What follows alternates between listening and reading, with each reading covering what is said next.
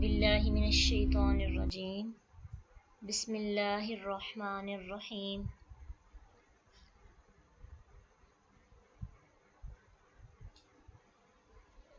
आयत नंबर 9। वमन और जो कोई हफ़त हल्के हुए मवाज़ीनुहु मीज़ान हो उसके फ़उलाइका तो यही लोग हैं। इशारा किया जा रहा है अल्लज़ीना वो जिन्होंने खसिरू हसारे में डाला अनफुसा अपने हम अपने नफ्सों को अनफुसा नफ्स हम अपने ज़मीर मुत्तसिल है बिमा बवजह इसके जो कानू थे वो बी आयातिना साथ आयाती आयात के ना हमारी साथ हमारी आयात के यज़लिमून वो जुल्म करते। वलक़द और अलबत्ता तहकीक इस पे भी ताकीद है, दो ताकीद लाम भी और कद भी। लाम भी हर्फ ताकीद होता है और कद भी।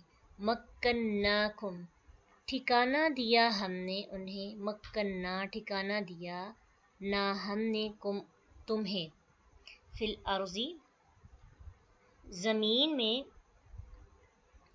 वजअलना और बनाए हमने लकुम तुम्हारे लिए फ़ीहा इसमें मआयिशा मआयिश ज़िंदगी के समान ऐन या शीन इसका रूट है कलीलन कितना कलीलम मा कितना कम तशकुरून तुम शुक्र करते हो। वलक़द और अलबत्ता तहकीक खलक नाकुम पैदा किया हमने तुम्हें सुम्मा फिर सव्वरा सूरत बनाई ना हमने कुम तुम्हारी सव्वरनाकुम हमने सूरत बनाई तुम्हारी सुम्मा फिर कुलना कुल कहा ना हमने लिलमलाइकती फरिश्तों को उसजुदू सजदा करो ली आदम आदम को फसजदू फा तो सजदू उन्होंने सजदा किया इल्ला सिवाय इबलीस के लमना यकुन था वो मिनस साजिदीन सजदा करने वालों में से।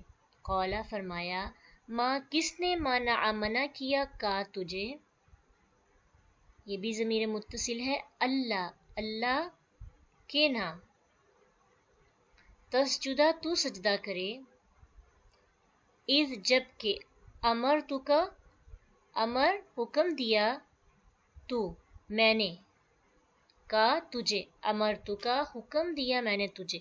एक चीज़ यहाँ पे वैसे आप पढ़ेंगे फ़िल माजी का नेक्स्ट चैप्टर इंशाल्लाह शुरू हो रहा है, उससे पहले थोड़ा सा आपके अंदर क्रेज़ पैदा हो सीखने के लिए। अमर तू है ना ता के ऊपर पेश है, तो जब पेश होगी जब माजी हम पढ़ते हैं ना उसमें हम ये सीखेंगे कि जब लास्ट पे एक जैसे लफ्ज़ होते हैं अमरता अमरती अमरतू तीन है लास्ट पे तब्दीली है। अमरतू होगा तो उसका मीनिंग होगा मैंने हुक्म दिया था। अमरता होगा तो वैगा तूने हुक्म दिया था तू एक मर्द ने और अमरती तू एक औरत ने हुक्म दिया था। यानी अमरता मुज़क्कर के लिए आता है हाजिर मुज़क्कर के लिए वाहद मुज़क्कर हाजिर के लिए और अमरती वाहद मुअन्नस हाजिर के लिए और अमरतु वाहद मुतकल्लिम के लिए पेश।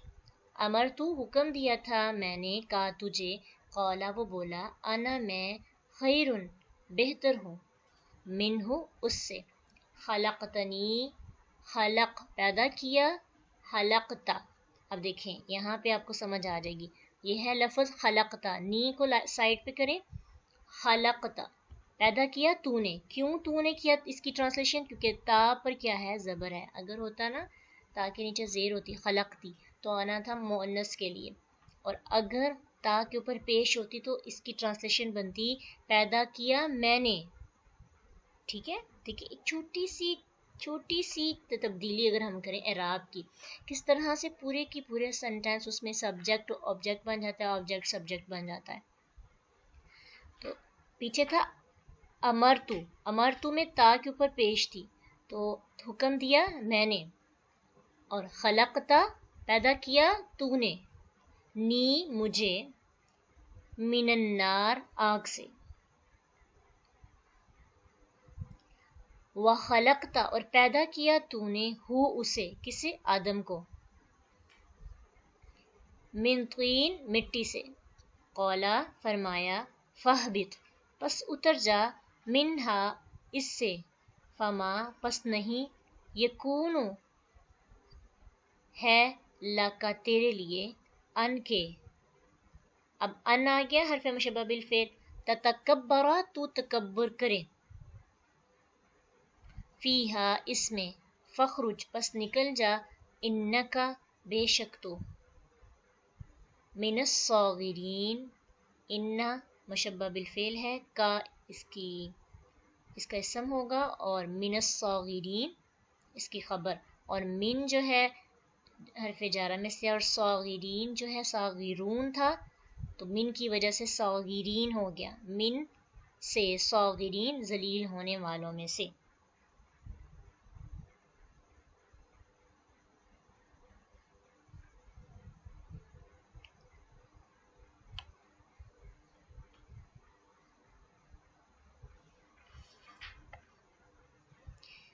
تفسیر دیکھیے، ومن خفت موازینہ فاولئک الذین خسروا انفسهم بما كانوا بآیاتنا یظلمون۔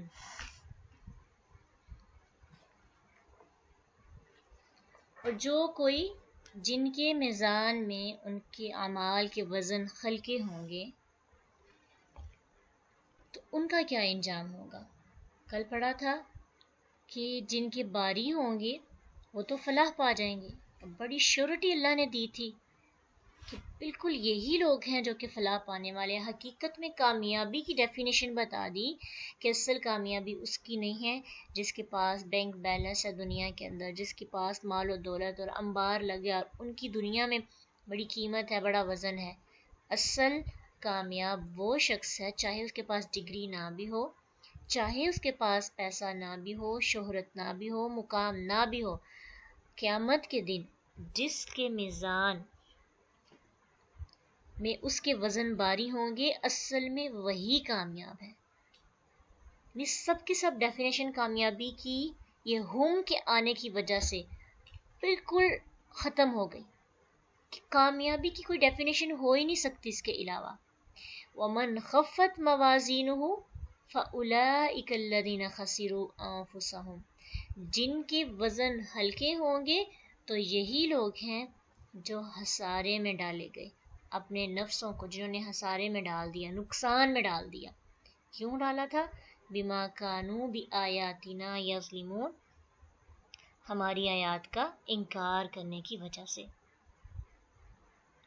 تو آیات کے ساتھ انہوں نے کیا کیا؟ ظلم کیا، نا انصافی کی، اس کا حق ادا نہ کیا۔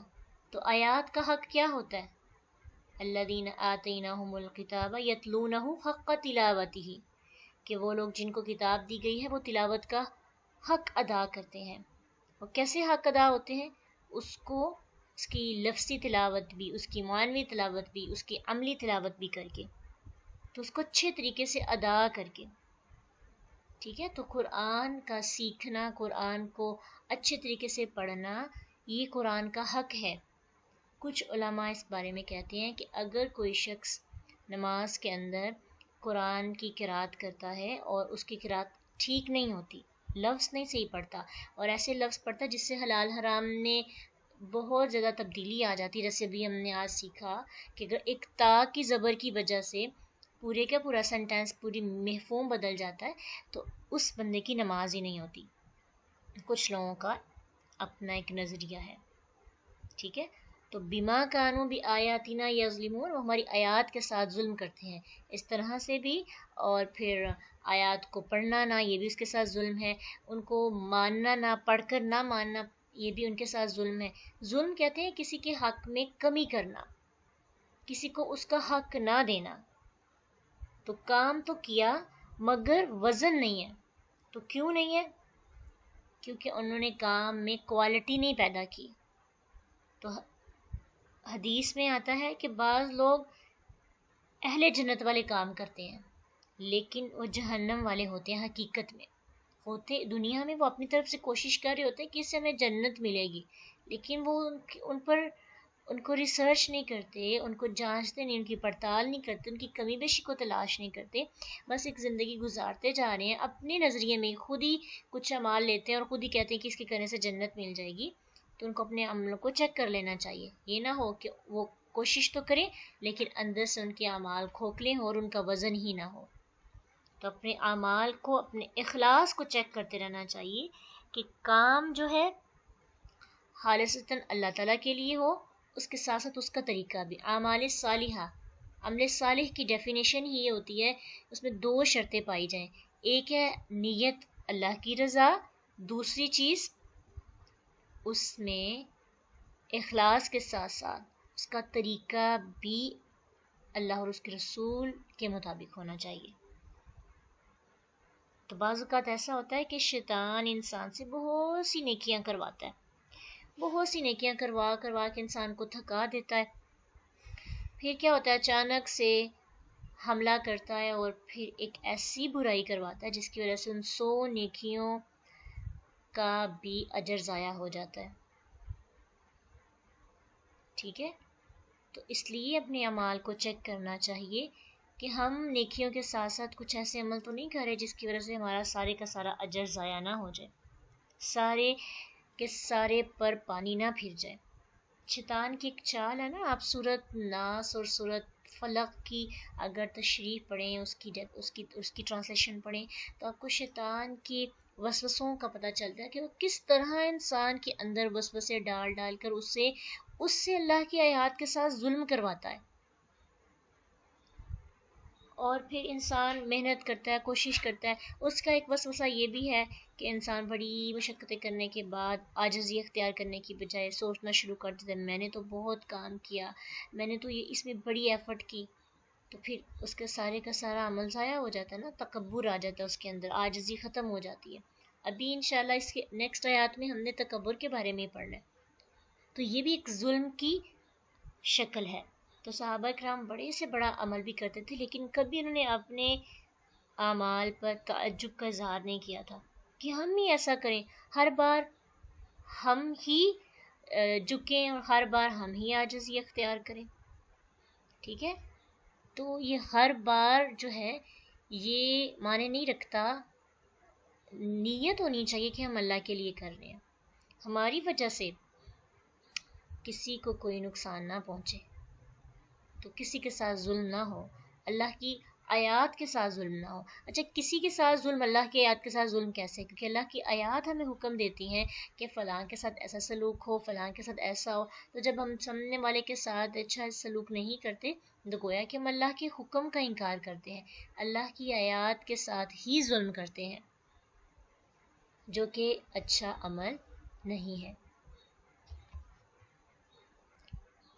اس بات کو یاد کروانا مقصد ہے کہ اللہ نے تمہارے لیے زمین میں ٹھکانہ بنایا، تمہیں اس میں رہنے کے لیے زندگی کا ہر سامان مہیا کیا، اب تمہارا کیا کام بنتا ہے کہ تم اللہ کا شکر ادا کرو۔ تو انسان جو ہے اللہ تعالیٰ کا شکر نہیں ادا کرتا۔ اللہ تعالیٰ قرآن میں فرماتے ہیں نا کہ اگر تم اپنے ارد گرد نعمتوں کو گننا چاہو نا تو تم گن نہ سکو، اتنی نعمتیں اللہ تعالیٰ نے انسان کو دی ہیں، تو انسان اتنا ہی کم شکر ادا کرتا ہے۔ کبھی ہم نے کسی فروٹ کو دیکھ کر شکر ادا کیے؟ ہم کھاتے ہیں، اس کو انجوائے کرتے ہیں۔ اب دیکھیے، فروٹ اکیلا شکر کی وجہ نہیں ہے، اس کو کھانا شکر کی وجہ ہے، اس کا ٹیسٹ ہمیں فیل ہو یہ بھی شکر کی وجہ ہے، اس فروٹ کا ہمارے جسم کے اندر جا کر ہضم ہو جانا یہ بھی شکر ہے، اس کا خارج ہونا یہ بھی اللہ کا شکر ہے، وہ ویسٹ بن کر باہر نکل جاتا ہے، یہ بھی اللہ کی بہت بڑی نعمت ہے۔ آپ وہ سوچیں، آپ کچھ کھاتے ہیں، آپ کو اس کا ٹیسٹ نہیں آتا، جب ٹیسٹ نہیں آتا تو پھر کھانے کو دل بھی نہیں کرتا، جب نہیں کھاتے تو پھر زندگی میں کیسے نہ تو آپ کی عبادت سکون سے ہوتی ہے نہ باقی کام آپ کر سکتے ہیں۔ پھر ایک دوسری مثال لے لیں، اگر ہم کھا لیں تو اندر ہضم ہی نہ ہو، وہ ویسے کہ ویسا ہی جو ہم چباتے ہیں ہمارے دانتوں کے ذریعے وہ نہ چبائیں.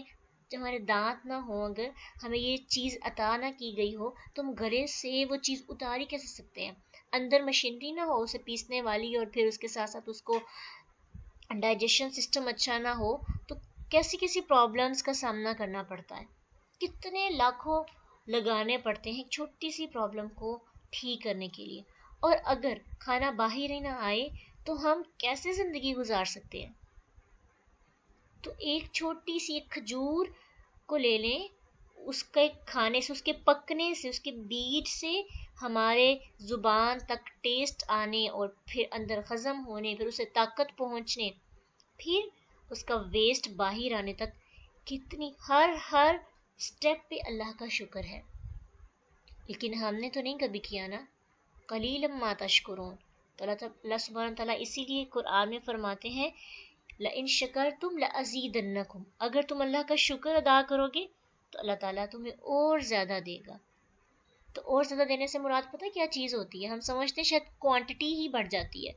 ہم تو بڑا شکر ادا کرتے ہیں لیکن ہماری چیزیں تو نہیں بڑھ رہی. شکر ادا کرنے سے چیزوں کی کوالٹی جو بڑھتی ہے نا، وہ کوانٹٹی سے بھی زیادہ ہمارے لیے ضروری ہے. آپ پاس بڑی چیزیں لیکن برکتیں ہی نہیں ہیں، آپ انجوائے نہیں کر پا رہے، ٹیسٹ لیس ہے سب کچھ، آپ کو ٹیسٹ نہیں آتا، آپ اس کا مزہ نہیں لے پا رہے، تو ایسی نعمت کا کیا فائدہ جو آپ کو مزہ ہی نہ دے. تو اس لیے اللہ کا شکر ادا کرنا چاہیے ہر چیز پہ، ہر سٹیپ پہ. کوئی محرومی بھی ہے نا ہماری زندگی کے اندر، تو اس محرومی کو پس پوچھ ڈال کے دیکھیں. اللہ نے اس کی ایک محرومی رکھی ہے نا تو کتنا کچھ دیا ہے، کتنی نعمتیں دی ہیں. انسان کی زندگی میں دکھ تکلیف اور محرومیاں نہ آئے تو انسان کی زندگی بیلنس نہیں رہتی، انسان کی زندگی میں توازن نہیں رہتا، انسان اللہ کے سامنے جا کے جھک ہی نہیں پاتا. تو کسی ایک نعمت کی محرومی کی وجہ سے باقی نعمتوں کی برکتوں کو اور ان کے فضل کو نہیں بولنا چاہیے. قلیلا ما تشکرون. اتنا کچھ اللہ کا استعمال کرتے ہیں بغیر کسی چارج کے، بغیر کسی فیس کے، لیکن پھر بھی شکر ادا نہیں کرتے. شکر کیسے ادا کریں؟ شکر صرف زبان سے شکر ادا نہیں کیا جاتا. آپ کو پتہ ہے شکر کی جو سب سے اعلیٰ ظرفی والی جو صورت ہوتی ہے نا، وہ یہ ہے کہ انسان اس وقت بھی شکر ادا کرے جس وقت اس کی آنکھیں نم ہو جاتی ہیں تکلیف اور درد کی وجہ سے، اور وہ کہتے ہیں اللہ ایک چھوٹی سی تکلیف تو نے دی نا، مجھے کتنا کچھ تم نے عطا کیا، اس چھوٹی سی تکلیف میرے اتنی زیادہ نعمتوں کے سامنے تو کچھ بھی نہیں ہے. میں ان نعمتوں کی وجہ سے جو صبر کرتے ہیں ہم تکلیف پر، دراصل وہ شکر کی وجہ سے کیا جاتا ہے. کیوں؟ جب ایک انسان کو پتہ ہوتا ہے میرے پاس اتنا کچھ ہے تو پھر وہ خاموش ہو جاتا ہے، وہ تکلیف کو اپنی زندگی کا روگ نہیں بناتا. تو زندگی میں مشقتیں، مصیبتیں، چیزیں ایسی آتی رہتی ہیں. کوئی نہ ایک انسان کی، قرآن میں آتا ہے نا، انسان کی ایک سال کے اندر 2 یا 1 آزمائش ضرور آتی ہے، تو اس سے زیادہ بھی آ جاتی ہیں. یہ لمبی آزمائشیں ہوتی ہیں، کوئی نہ کوئی ایسی آفت مصیبت. تو ہمیں اس وقت بھی اپنی زندگی میں موجود نعمتوں کو دیکھنا چاہیے. کچھ بھی نہیں ارد گرد، تو اپنے جسم اور جو کھا رہے ہیں، جو پی رہے ہیں، اس پہ ہی دیکھیں. زندگی کا سامان کیا کیا استعمال کرتے ہیں. ہمارا بیڈ آ جاتا ہے، زندگی کا سامان ہے نا. کتنے نرم و نازک بستر پہ سوتے ہیں. کھجور کے پتوں پہ سونا پڑے نا تو کیا ہماری حالت ہو جائے، لیکن اس وقت لوگ سوتے تھے. ہمارے کمرے میں پنکھا چلتا ہے، ہوا آ رہی ہے ہمارے پاس، یہ زندگی کا سامان ہے. ہم جس ڈیوائس سے قرآن کو سنتے ہیں، سیکھتے ہیں، وہ زندگی کا سامان ہے. جس پین سے لکھ رہے ہیں وہ بھی تو سامان ہے نا زندگی کا. اب خود سوچیں، پہلے وقتوں میں بار بار انک لگا کر اس کو یوز کرنا پڑتا تھا. اب ہمیں کتنی اچھی اس کی ہم تک جو چیز پہنچی، کتنی آسانی سے ہم لکھ سکتے ہیں. ہماری کاپی ہماری زندگی کا سامان ہے. ایک ایک چیز جو ہمارے پاس موجود ہے وہ سب کیا ہے؟ معائش. تو قلیلا ما تشکرون. بنتا ہے نا شکر. عملی شکر بھی سب سے پہلے تو لسانی شکر ہونا چاہیے. محسوس کریں الحمدللہ کہتے ہیں تو فیلنگز بھی آنی چاہیے کہ واقعی اللہ کا شکر ہے. اور سب سے بہترین شکر کی شکل یہ ہے کہ انسان اپنے اعمال کے ذریعے شکر ادا کرے, اپنے رویے کے ذریعے شکر ادا کرے. جو یہ مایوسی نہیں نہ ہوتی, اگر آپ مایوس نہیں ہوتے, آپ کو امید بہت زیادہ ہے, یہ بھی ایک شکر ہی ہے. جو اپنے پاسٹ کی نعمتوں پر شکر ادا کرتا ہے اس کو ہی فیوچر میں اللہ تعالیٰ سے امید ہوتی ہے. اور جو مایوس رہتا ہے, شکر ادا نہیں کرتا, جس کو پتہ ہے, جو اللہ تعالیٰ کی نعمتوں کو گنتا ہی نہیں ہے, تو پھر وہ زندگی میں مایوس بھی ہو جاتا ہے. تو شکر ایک بہت وسیع اور گہرا چیپٹر ہے. اس کو اگر آپ سوچیں تو اگر انسان ایک شکر لفظ 3 حرفوں کا روٹ ورڈ ہے شین کاف را, اس کو پکڑ لینا تو انسان کی زندگی کے جتنی بھی مایوسی, دکھ, تکلیف, مصیبت, بیماری, ہر چیز جو ہے وہ بالکل فکس ہو جاتی ہے. کیونکہ انسان بیمار تب زیادہ ہوتا ہے جب اس کا ذہن بیمار ہو جاتا ہے. تو شکر انسان کے ذہن کو مینٹلی طور پر انسان کو فریش رکھتا ہے, انسان کے دل کو مطمئن رکھتا ہے. تو اب دیکھیں وزن کے بعد, میزان کے بعد فوراً سے شکر کا ذکر کیوں آیا ہے؟ کیونکہ انسان اپنے اعمال کو ہلکا کیسے کرتا ہے؟ نہ شکری کر کے کرتا ہے نا. انسان اللہ تعالیٰ سے شکوہ کرتا ہے, نا امید ہو جاتا ہے, مایوسی کا شکار ہو جاتا ہے, پھر نیک عمل نہیں کرتا, اس کی عبادات ڈسٹرب ہو جاتی ہیں, متنفر ہونے لگتا ہے, لوگوں کے ساتھ بظاہر ٹھیک ہوتے ہیں, اندر سے متنفر ہوتا ہے کہ ہمیں پتہ ہے لوگ ہمارے ساتھ ٹھیک نہیں ہیں, ہم نے بھی ان کے ساتھ ایسا کرنا ہے. کتنی ایسی چیزیں ہیں جو ناشکری کی وجہ سے انسان کی عادتوں اور عبادتوں میں آ جاتی ہیں. انسان کو اپنی زندگی کی نعمتوں کو تلاش کرنا چاہیے اور پھر انسان کو اس پہ شکر بھی ادا کرنا چاہیے. تو اب اگلی آیت میں جو چیپٹر شروع ہوگا نا, وہ شیطان کے حسد اور انسان کو اللہ تعالیٰ کی نعمتوں سے محروم رکھنے کی جدوجہد کا ذکر ہے. تو ایک تمہید ہے, وَلَقَدْ خَلَقْنَاكُمْ ثُمَّ صَوَّرْنَاكُمْ, البتہ تحقیق پیدا کیا ہم نے تمہیں, پھر تمہاری صورت بنائی.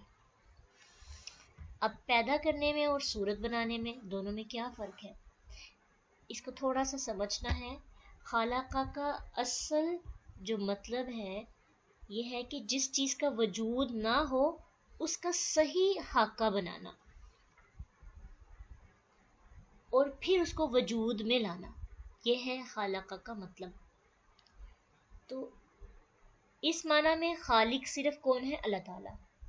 صرف اللہ ایسے کر سکتا ہے اور کوئی انسان ایسے نہیں کر سکتا. ہاں لوگ کر سکتے ہیں, اللہ کی بنائی ہوئی چیزوں کو استعمال کر کے خاکہ تیار کر سکتے ہیں, لوگ اس کو بھی خالقہ کہیں گے, لیکن وہ بیسکلی اللہ تعالیٰ نے چیزیں. اب اگر آپ پیج پہ خاکہ بنا رہے ہیں تو پیج تو آپ کا نہیں ہے نا, آپ اپنے ذہن کو استعمال کر رہے ہیں, ذہن بھی آپ کا نہیں ہے, آپ کو اللہ تعالیٰ نے عطا کی ہے. تو خالقہ ایسی چیز کو وجود میں لانا جس کا کوئی پہلے وجود ہی نہ ہو, اس کا خاکہ بنانا. پھر اس کے بعد خاکہ بنانے کے بعد پھر اس کو تصویر بنانا. یہ پیدائش کے 3 مرحلے ہوتے ہیں, جیسے کہ سورۃ حشر آیت 24 میں آتا ہے, وَاللَّهُ الْخَالِقُ الْبَارِئُ الْمُصَوِّرُ. تو فرسٹ سٹیپ ہے خالقہ, بارہ, پھر بارہ, پھر سوارہ, تصویر.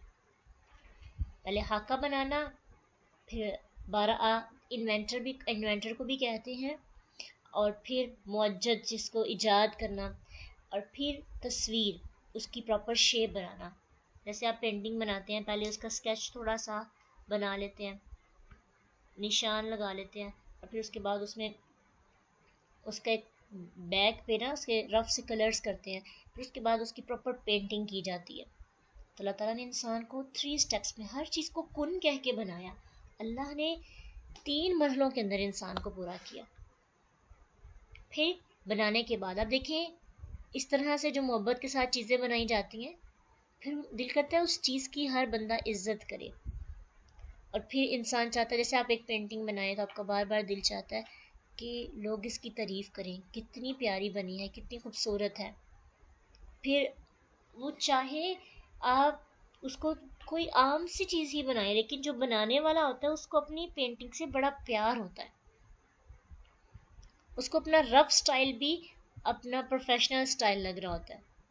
تو اللہ تعالیٰ نے اپنی پینٹنگ بہترین پینٹنگ، اللہ تعالیٰ کہتے ہیں نا قرآن میں سورہ 3 میں آتا ہے کہ اللہ سبحانہ تعالیٰ نے انسان کو بہترین شکل دی.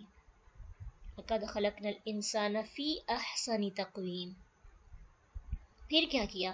صورت بنانے کے بعد اللہ نے فرشتوں کو حکم دیا کہ آدم کو، یہ دراصل خلقناکم یہاں پہ تو کم آیا ہے سب کے لیے، اور آگے جا کے پھر آدم کی بات ہوئی، تو کم سے مراد یعنی آدم کو پیدا کیا تو دراصل سب کو پیدا کیا. آدم سے ہی پیدائش کا سلسلہ شروع ہوا تھا نا، اس لیے کم سب کے لیے استعمال ہو. پھر آدم کی بات ہوئی تو آدم کو سجدہ کرو، فرشتوں کو کہا آدم کو سجدہ کرو، تو فرشتوں نے آدم علیہ السلام کو سجدہ کر دیا. یہ سجدہ کون سا تھا؟ اس سجدے سے مراد تعظیمی سجدہ ہے، عزت کے لیے، یعنی پروٹوکول دیا جا رہا تھا آدم علیہ السلام کو. جیسے آپ سلوٹ کرتے ہیں نا کسی کو احترام کے طور پر، ویسے ہی اللہ سبحانہ تعالیٰ نے فرشتوں کو حکم دیا کہ آدم علیہ السلام کو سجدہ کریں. سب فرشتوں نے سجدہ کیا، فسجدو انہوں نے سجدہ کیا، الا ابلیس سوائے ابلیس کے. ابلیس نے سجدہ نہیں کیا، ابلیس نے سجدہ کرنے سے انکار کر دیا. سورۃ الحجر آیت 28 اور 29 میں بھی آتا ہے کہ جب رب نے فرشتوں سے کہا بے شک میں ایک بشر، ایک بجنے والی مٹی سے پیدا کرنے والا ہوں جو بدبودار سیاہ کیچڑ سی ہوگی، تو جب میں اسے برا بنا لوں تو اس میں اپنی روح سے پھونکوں تو تم اس کے سامنے سجدہ کرتے ہوئے گر جانا. یعنی اللہ سبحانہ تعالیٰ نے انسان کی پہلی اوقات بتائی، پھر کہا میں اپنی روح پھونکوں گا. جب اللہ تعالیٰ کا حکم، اللہ کا اس میں آ جاتا ہے حکم، تو پھر انسان کو یہ دیکھنا چاہیے، یہ نہیں دیکھنا کہ چیز کیا ہے، یہ دیکھنا ہے کہ حکم کس کا ہے. لم یکم من الساجدین، نہیں تھا وہ سجدہ کرنے والوں میں سے، اس نے سجدہ نہ کیا، اس نے سجدہ کرنے سے انکار کر دیا.